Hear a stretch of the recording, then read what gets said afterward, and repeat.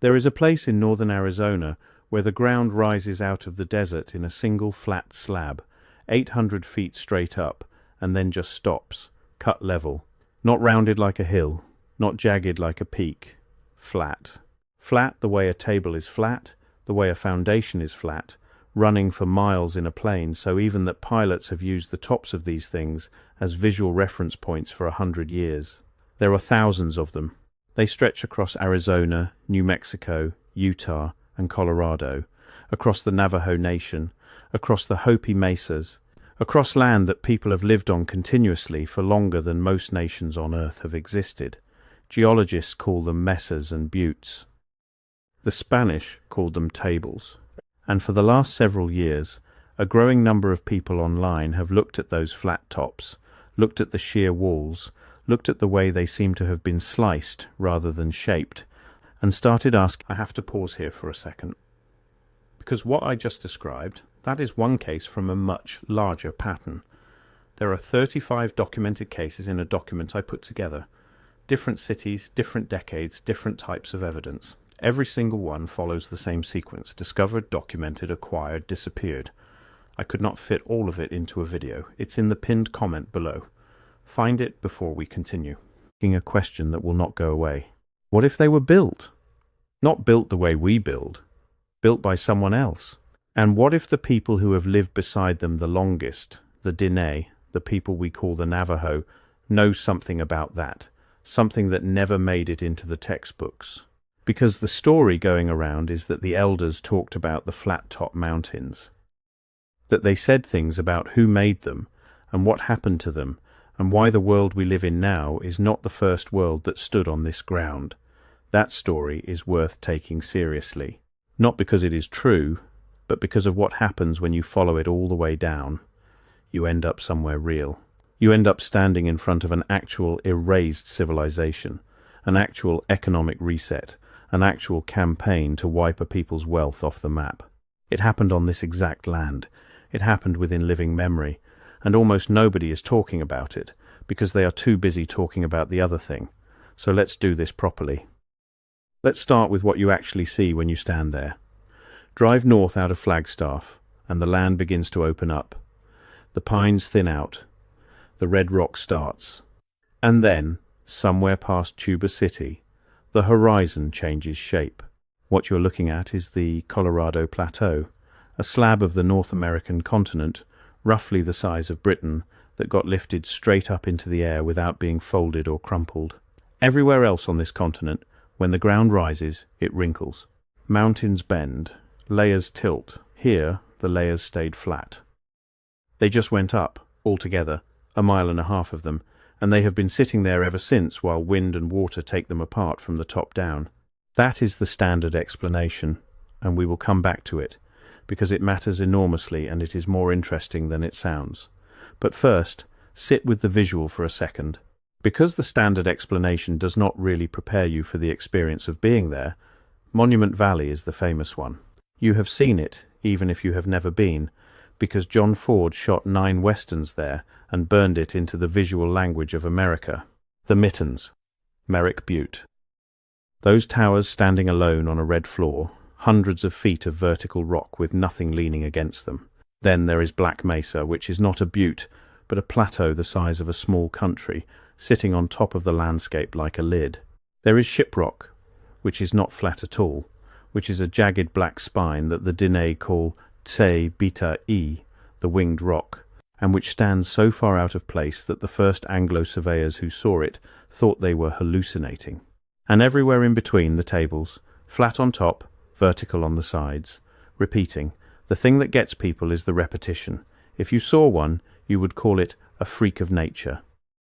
When you see 200 of them, all sheared off at what looks like the same elevation, all with the same cliff profile, the pattern recognition part of your brain starts throwing sparks. This does not look random. This looks like a plan. This looks like something that used to be one thing and got taken apart. That instinct, that specific instinct, is where the whole modern mythology begins. Here is the theory in its strongest form, laid out the way the people who believe it would lay it out. I am going to give it a fair run, because a straw man is useless to everybody. The claim goes something like this.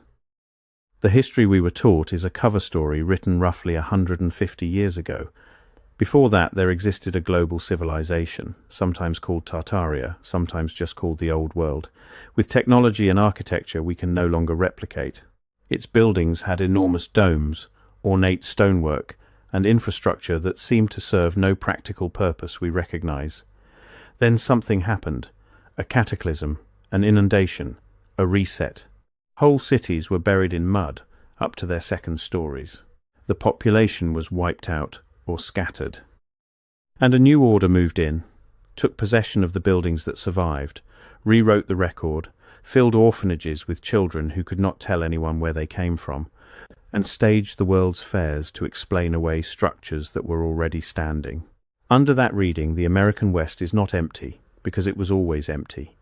It is empty because it was emptied. And the flat-top mountains are not mountains. They are the remains of something, terraced quarries stripped down to the bedrock, foundations of structures too large to comprehend, spoil heaps, slag, the industrial floor of a world that got scraped away. And the strongest card in that hand, the one that gets played constantly, is the testimony card. Ask the people who were here. The Navajo were here. The Hopi were here. Their oral traditions go back further than anything written on this continent. If anything happened, they would know.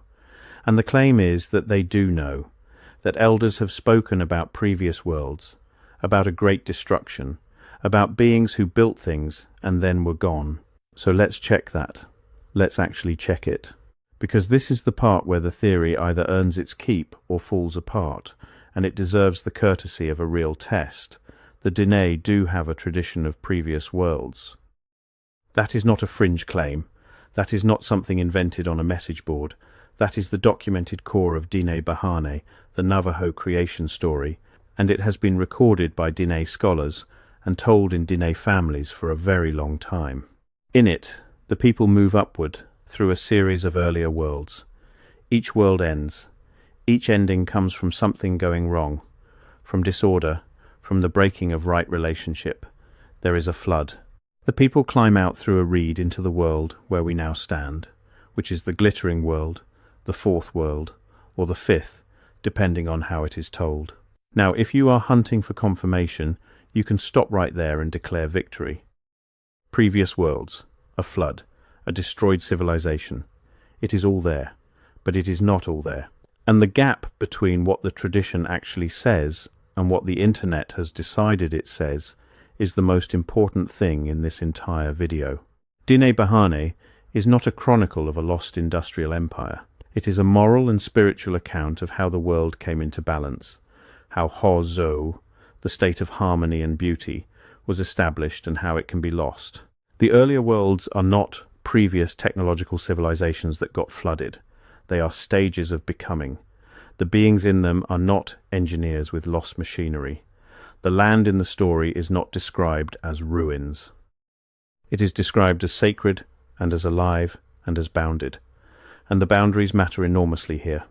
The Diné homeland, Dineta, is defined by 4 sacred mountains. Cisnagini in the east, which maps to Blanca Peak in Colorado. Tujil in the south, Mount Taylor in New Mexico, Duco-Oswede in the west, the San Francisco Peaks above Flagstaff, and Dibe-Nitsa in the north, Hesperus Peak. 4 mountains, 4 directions, 4 colors, 4 sacred stones. That is not a description of a construction site. That is a cosmology, and it is a legal claim, and it is a map of belonging, and it has been used as all 3 for centuries. Here is the thing that should stop the Tartaria reading cold. In the recorded tradition, the flat-top mountains are not anomalies. They are not mysteries. They are not the leftovers of something else. They are named. They have stories attached. They have specific roles. Sebitai, Shiprock, is bound up in the story of the monster birds and the hero twins, and there are families who will tell you very clearly that it is not a place for casual climbing. Black Mesa has meaning. Individual mesas and buttes and springs and washes across that landscape have names in Diné Bizarre that describe them, situate them, and place them in relationship to the people. You do not name a thing that way if you think it is rubble. You name a thing that way when you know exactly what it is and you have known for a very long time. And that leads to a hard question that the reset crowd never quite answers. If the Diné Elders knew that the mesas were the ruins of a vanished super-civilization, why is there no serious body of oral tradition saying so? Not a stray line, cherry-picked and stripped of context and posted with dramatic music. An actual tradition. There is not one. What there is instead is a vast, specific, place-by-place body of knowledge about that landscape that treats it as landscape, as home, as something that was here when the people emerged and that will be hereafter. So where do the mesas come from, actually? Because the geology is not the boring answer. The geology is the wilder answer, and I want to make the case for that. Start with what the rock is. The upper layer on most of these formations is a hard sandstone or a limestone or a volcanic cap, something dense and resistant. Underneath it sits softer stuff. Shale, mudstone, weaker sandstone, layers that were laid down as ancient seabeds and dune fields and river deltas over a couple 100 million years, while this part of the continent went back and forth between shallow ocean and desert. Now lift the whole stack, gently, without tilting it. That is the Colorado Plateau uplift, and it is a genuine puzzle in geology, still argued about, still not fully solved. The plateau went up something like 1.5 miles and stayed level. Then let water in. Rain, snowmelt, rivers, and above all the Colorado River and its tributaries, cutting downward as the land rose beneath them. What happens next is not erosion in the way most people picture erosion. It is not a slow smoothing. It is a process of undercutting and collapse. Water gets into the soft layers below the hard cap. It hollows them out. The cap loses support at the edge and it does not sag, because it cannot sag, because it is rigid. It breaks off. A block carves away and falls, and the cliff retreats backward by a few feet, and the top stays flat, because the top is the layer that is not going anywhere. Do that for millions of years, and you do not get rolling hills. You get exactly what you see, broad plateaus that shrink into mesas, mesas that shrink into buttes, buttes that erode into isolated pinnacles and then into nothing. Monument Valley is not a construction site. It is a demolition in progress, and it is happening at a rate too slow for a human life and too fast for the rock's own patience. Those towers are the survivors. The valley floor between them is the rest of the mesa, which is now sand. That is why they all look the same. They all look the same because they are all the same thing at different stages of the same process. The uniform flat tops are uniform because they are the same geological layer, the same ancient surface, revealed everywhere. The softer stuff above it has already gone. You want an anomaly? Here is an anomaly. Every single one of those flat tops, across 4 states, sits at the horizon of a layer that was once a continuous plane. When you look at Monument Valley, you are not looking at objects standing up out of a floor. You are looking at holes. You are looking at the empty space where a mile of rock used to be. The buttes are not what was added, they are what was left.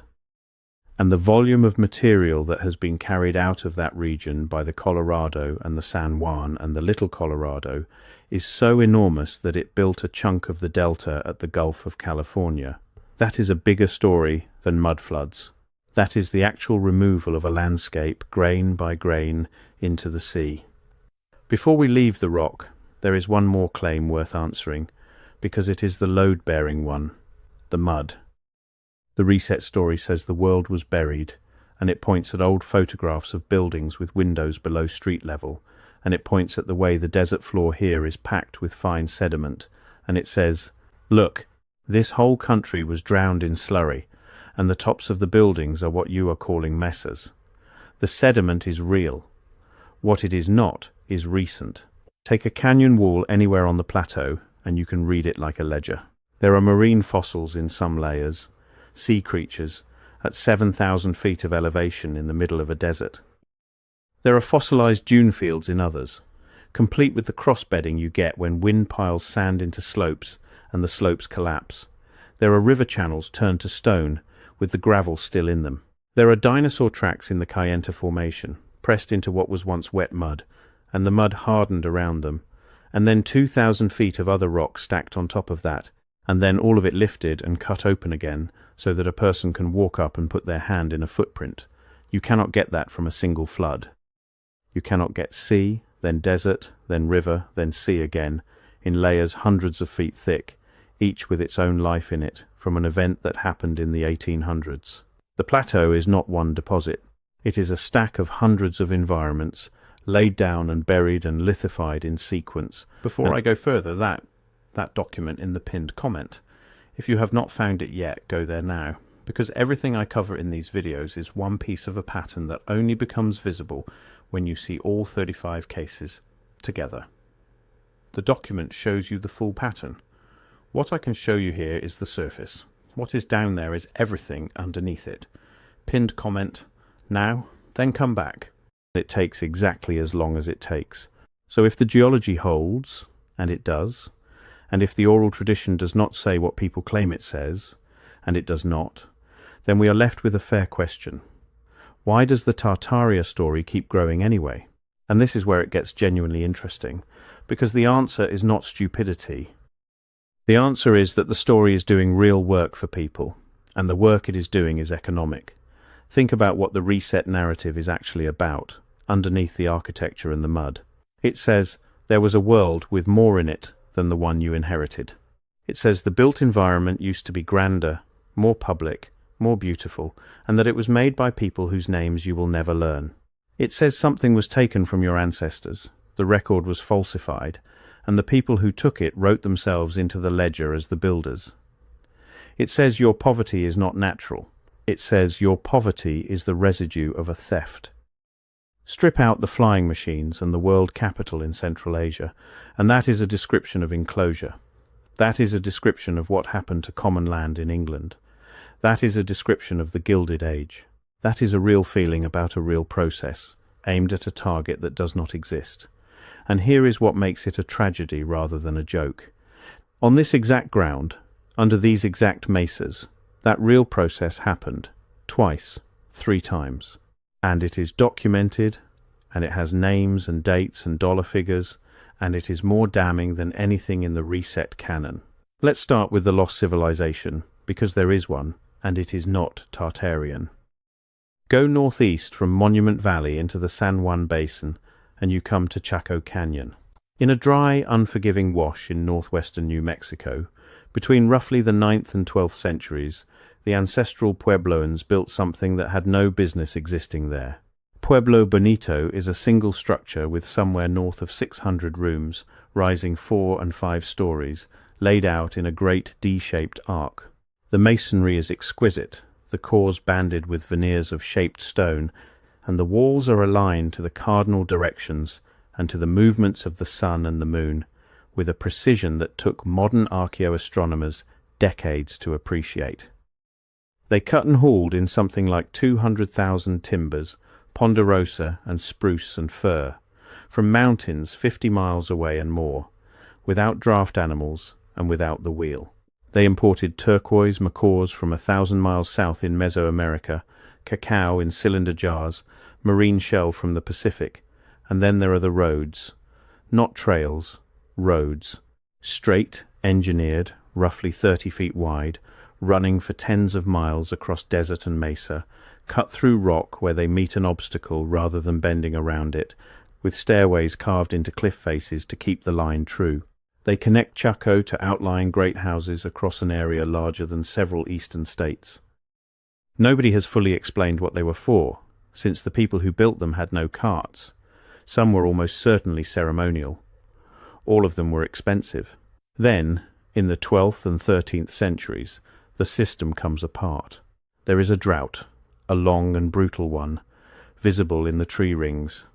There is evidence of violence in places, and the people not vanish, leave. Their descendants are the Hopi, the Zuni, the Acoma, the Pueblos along the Rio Grande, and they will tell you so, and they have been telling anyone who asks for 400 years. So there was a great civilization here. It did build monumental architecture that we struggle to explain. Its system did collapse. And the record of it was systematically misattributed for over a century, because a generation of Anglo-American writers found it easier to imagine that Aztecs or Toltecs or lost Israelites or some conveniently vanished master race built Chaco than to accept that the direct ancestors of the Pueblo people they were actively dispossessing had done it. That is the pattern. Hold on to it. When Europeans in the Americas encountered monumental works, from the Mississippian mounds at Cahokia to the great houses of Chaco, the first move was very often to assign them to somebody else. Somebody gone. Somebody who left no heirs. Because a monument with no heirs is just real estate. Which brings us to the actual reset, the one with paperwork. In 1863, the United States Army, under Kit Carson, began a scorched earth campaign across Diné. This is not contested history. The tactic was economic. Burn the cornfields. Cut down the peach orchards in Canyon de Chelly. Thousands of trees, generations of cultivation, gone in a season. Kill or seize the sheep and the horses. Destroy the hogans. Starve the people out of the canyons and the mesas until surrender is the only option left. What followed was the Long Walk. Thousands of Diné forced to march roughly 300 miles east to Bosque Redondo at Fort Sumner, in a stretch of New Mexico that could not support them. People died on the road. People died there. The soil was bad, the water was bad, the crops failed, the promised supplies came late and short. Estimates of the dead run into the thousands. They were held for 4 years. In 1868 they signed a treaty and were allowed to walk home to a reservation that was a fraction of their homeland. Now think about what that did in economic terms, because that is the lens here. An entire people's capital stock was deliberately destroyed. The orchards were capital. The flocks were capital. The seed stores were capital. The knowledge of which spring runs in which season and which slope holds snow into May, that was capital too. And 4 years of exile does damage to that kind of knowledge, in ways that are hard to measure and impossible to ensure. When they came back to a smaller territory, with almost nothing, and were expected to start again. And they did. That is the part people skip. Over the next 60 years, the Diné rebuilt the flocks. Sheep and goats, churro sheep especially, which are tough and hardy and give a long, low-grease wool that is ideal for weaving. By the 1920s and early 1930s, the herds were large again, the weaving economy was substantial, the wool and lamb sales were feeding families, and Diné households had, by the standards of the rural West in that era, an actual functioning pastoral economy. Then, in the 1930s, the federal government destroyed it a second time. It was called livestock reduction, and it was administered largely under John Collier at the Bureau of Indian Affairs. The stated logic was conservation. The range was overgrazed. Erosion in the Navajo country was, it was argued, silting up the reservoir behind the newly built Hoover Dam downstream, and the dam was a national asset, and the sheep were a national problem. What happened on the ground was that federal agents came out and killed the animals, not gradually, and not always with any pretense of care. Sheep and goats and horses were shot, sometimes in front of the families who owned them, sometimes driven into arroyos and slaughtered and left. Herds that represented decades of breeding and the whole of a family's savings were reduced by percentages set in offices far away. Some families lost half their animals, some lost more. Compensation, where it existed, was a fraction of the value and often meaningless. The Diné have not forgotten this. It is remembered in Diné families the way a bank collapse is remembered, except worse, because a bank collapse does not shoot your grandmother's goats. It hollowed out the reservation economy, pushed people into wage labor and off-reservation work, and converted a self-sufficient pastoral society into a dependent one in less than a decade. Whatever the ecological arguments were, and there was real overgrazing, the outcome was the transfer of a population from owning their means of subsistence to not owning it. That is a reset. That is a real one. It has files. And then the third act, which is the one that connects most directly to the flat-top mountains, because it happens inside them. The rock of the Colorado Plateau contains uranium. The Cold War needed uranium. From the late 1940s through the 1980s, hundreds of mines opened across the Navajo Nation, and thousands of Diné men went into them, and the companies did not tell them what they were breathing. There was a documented understanding, in the medical literature and in the government, that miners exposed to radon decay products developed lung cancer. Ventilation standards existed elsewhere. In many of these mines, they were not applied. Workers were not warned in a language they read. Some carried the ore dust home on their clothes. Some families built their houses with mine tailings, because the material was there and it was free and nobody said not to, and the geography of it is almost too neat to write down. The ore sat in the same sandstone layers that make the flat tops. So the men were sent into the mesas, into the exact formations that strangers on the internet would later call the ruins of a lost golden age. Diné miners crawled on their knees in unventilated drifts, hauling out the rock that built the American nuclear arsenal for wages, and came home with something in their lungs that took 20 years to kill them. The mines closed. The companies dissolved or moved on.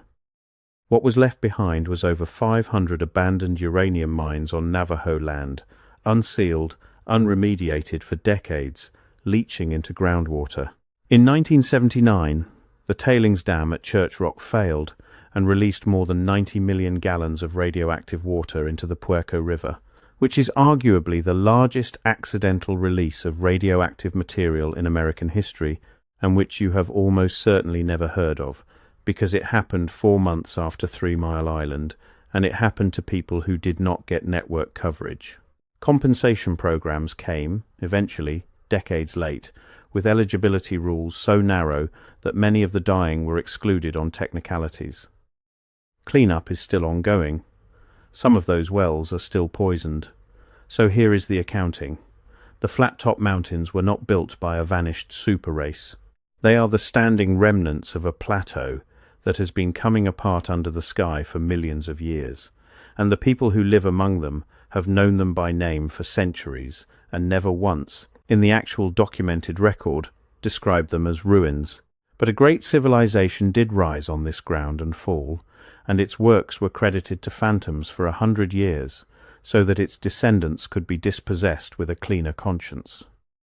And a people's economy was deliberately destroyed here, not once but repeatedly, by burning their orchards, marching them into a camp, shooting their herds, and then hollowing out the mountains under them for ore that killed them. Now ask yourself which story the reset narrative tells, and which one it buries, because the Tartaria version is an economic history with the economics removed. It offers you a theft with no thief you can name, a crime with no court, an erasure with no archive. It tells you that the great destruction happened long ago, to nobody in particular, at the hands of a shadowy they, and that the evidence is in the shape of a rock. It is enormously comforting in one specific way. It asks nothing of you. There is no restitution owed to Tartarians. There are no living Tartarian families whose water is bad. The real version does ask something. It has names. It has treaty numbers. It has claims that are still open, wells that are still contaminated, and a nation of people who are still there, on that land, under those mesas, who never left and never vanished, and who are, right now, negotiating over water rights that were promised to them a century ago. And the last thing, the thing I keep coming back to, the whole reset story rests on the idea that the people who were here could not have built what is here. That the works are too grand, the stonework too fine, the roads too straight, the alignments too precise, that somebody else must have done it, somebody lost, somebody gone. It presents itself as a rebellion against official history. But that specific move, taking the achievements of indigenous America and handing them to a vanished race, is not a rebellion against the official story. It is the oldest version of the official story.